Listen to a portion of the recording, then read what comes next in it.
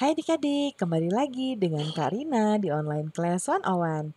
Kali ini kita akan belajar untuk kelas 2 tema 2 ya adik-adik. Di subtema 4, bermain di tempat wisata. Kita masuk ke pembelajaran 2 yuk. Pembelajarannya ada bahasa Indonesia, PPKN, dan juga PJOK. Di halaman 182 sampai dengan 192. 184 sampai 192. Nah, adik-adik untuk melihat video pembelajaran lain bisa klik di kolom deskripsi ya. Scroll ke bawah, cari kelas berapa dan tema berapa yang mau adik-adik lihat. Nanti ada biru-birunya kayak gini, itu bisa diklik ya untuk masuk ke playlistnya. Atau bisa juga di kanan atas ini adik-adik. Diklik aja, nanti akan muncul playlist dan juga video rekomendasi lainnya.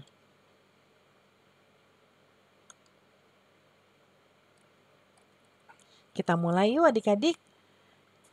Benny ingin bermain pasir. Ia akan membuat istana pasir. Istana pasir tahu ya adik-adik ya. Yang biasanya tuh kita buat dari pasir, mungkin yang bentuknya kayak gini. Ya nih, istana. Terus mungkin nanti ada bentengnya di sini ya. Nah, kayak gitulah ya adik-adik ya. Nah, amati judul teks yang ditulis gurumu di papan tulis. Ya, apa yang kamu ketahui tentang istana pasir? Nah, Karina kita harus jawab dulu nih adik-adik sebelum baca.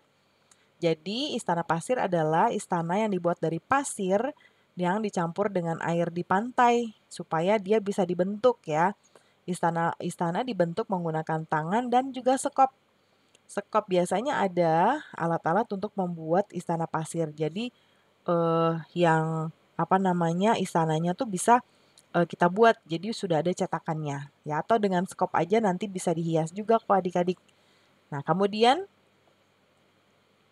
sekarang kita coba ceritakan di hadapan teman-temanmu. Kemudian simaklah cerita yang disampaikan tentang istana pasir. Sesuaikah ceritamu dengan teks berikut? Kita baca dulu ya.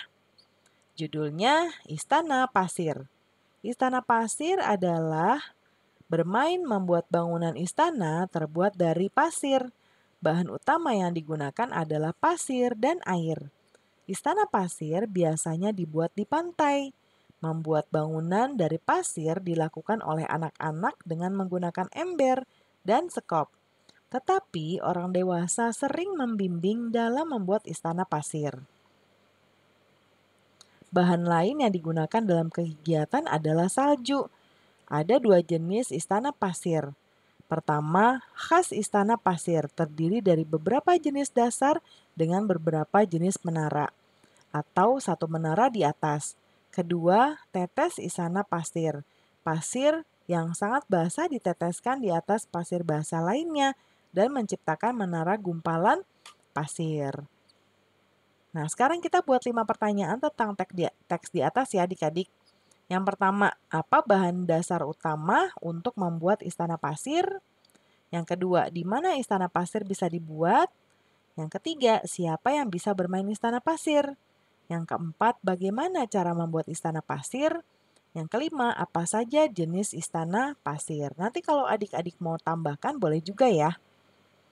Sekarang kita masuk ke pertanyaan. Yang pertama, apa bahan utama membuat istana pasir? Yang bahan utamanya adalah pasir dan air ya adik-adik ya. Di mana istana pasir dibuat? Di tepi pantai. Kemudian siapa yang suka membuat istana pasir? Biasanya yang suka adalah anak-anak ya adik-adik. Nah, atau Karina kasih tahu jawabannya yang nomor 1 ada di sini nih, pasir dan air ya. Nomor 2 itu di pantai. Nih ya, di pantai. Ya, di tepi pantai ya. Kemudian siapa yang suka membuat? Nih, anak-anak. Kemudian menara bentuk istana pasir khas? Nah, ini ya, menara. Kemudian bagaimana cara membuat istana pasir tetes? Nah, jadi pasir yang sangat basah diteteskan ya. Kemudian berikutnya.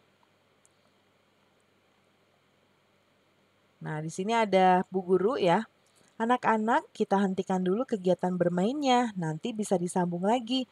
Sekarang kita melakukan pengamatan tentang benda yang ada di pantai dan benda yang digunakan untuk membuat istana pasir?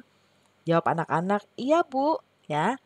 Nah, kita lihat, kita akan membuat laporan pengamatan ya, tentang keberagaman benda di pantai. Alat dan bahan yang kita gunakan adalah air, pasir, ember, sekop, dan juga kerang. Nah, petunjuknya, pilih 3 gambar benda yang digunakan dalam membuat istana pasir. Amati gambar tersebut satu persatu, lalu isi titik-titik di bawah ini. Nah, di sini 3 ya diminta adik-adik. Karina buat 4 semuanya, 5 ya semuanya Karina jawab. Yang pertama air. Ciri-cirinya adalah air merupakan benda cair, bentuk air menyesuaikan dengan wadahnya. Yang kedua pasir.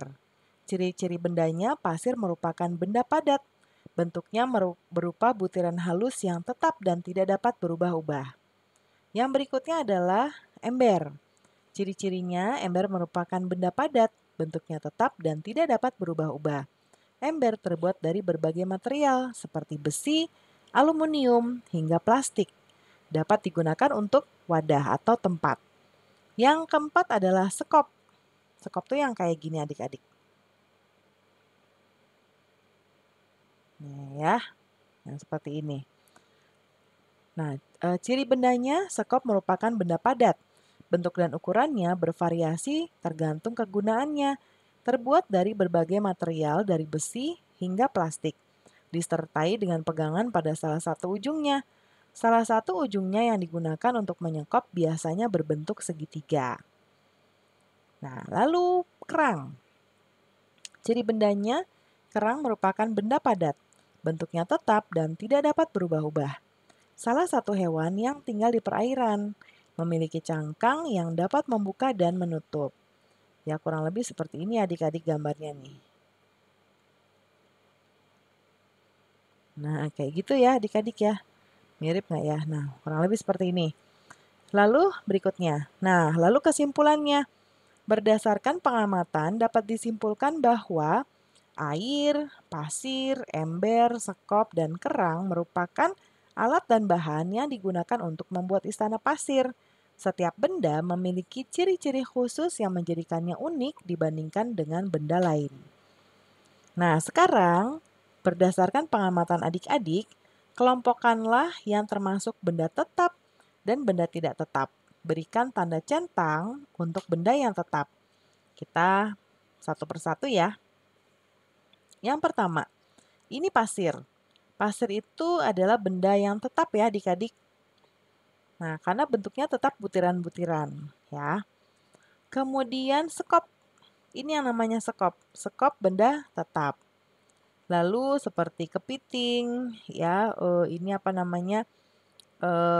Bintang. Bintang apa ya adik-adik? Bintang laut ya. Lalu ini udang ya.